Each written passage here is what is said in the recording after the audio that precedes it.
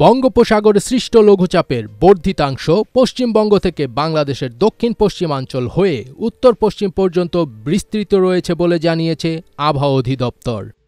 দক্ষিণ পশ্চিম মৌসুমী বায়ু ঢাকা, বরিশাল, চট্টগ্রাম, সিলেট, ময়মনসিংহ, রংপুর এবং রাজশাহী বিভাগ পর্যন্ত অগ্রসর হয়েছে।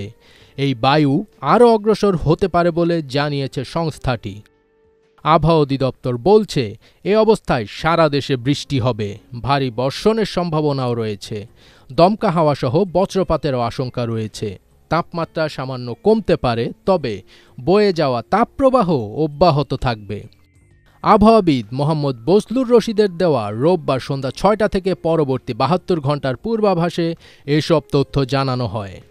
রোববার দেশের সর্বোচ্চ তাপমাত্রার রেকর্ড পাবনার ঈশ্বরদী, সিরাজগঞ্জের তাড়াশ, সিলেটে ৩৭ ডিগ্রি সেলসিয়াস আর ঢাকায় সর্বোচ্চ ৩৬.৬ ডিগ্রি সেলসিয়াস তাপমাত্রা রেকর্ড করা হয়। এদিন কুড়িগ্রামের রাজারহাটে ৫৫ মিলিমিটার বৃষ্টি রেকর্ড করা হয়।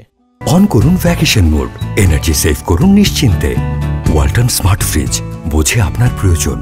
এছাড়া ঢাকা, রংপুর, দিনাজপুর, তেঁতুলিয়া, ময়মনসিংহ, নেত্রকোনা, সিলেট, মৌলভীবাজারের শ্রীমঙ্গল, খুলনা, বাগেরহাটের মোংলা, সাতক্ষীরা, চুয়াডাঙ্গা, পটুয়াখালী ও ভোলায় কম বেশি বৃষ্টি হয়েছে। প্রথম ২৪ ঘণ্টার পূর্বাভাসে বলা হয়েছে, রংপুর, ময়মনসিংহ, সিলেট বিভাগের অনেক জায়গায় এবং রাজশাহী, ঢাকা, খুলনা, বরিশাল ও চট্টগ্রাম বিভাগের কিছু কিছু জায়গায় দমকা হাওয়াসহ বৃষ্টি অথবা বজ্রসহ বৃষ্টি হতে পারে। সেই সঙ্গে রংপুর, ময়মনসিংহ ও সিলেট বিভাগের কোথাও কোথাও ভারী থেকে ভারী বর্ষণ হতে পারে। সারা দেশে দিনের এবং রাতের তাপমাত্রা প্রায় অপরিবর্তিত থাকতে পারে।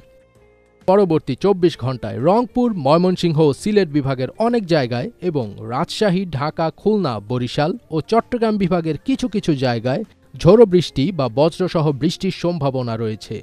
দেশের কোথাও কোথাও ভারী বর্ষণের আশঙ্কা রয়েছে। সারা দেশে দিন এবং রাতের তাপমাত্রা সামান্য হ্রাস পেতে পারে। ফাজবির তাজ, এটিএন বাংলা।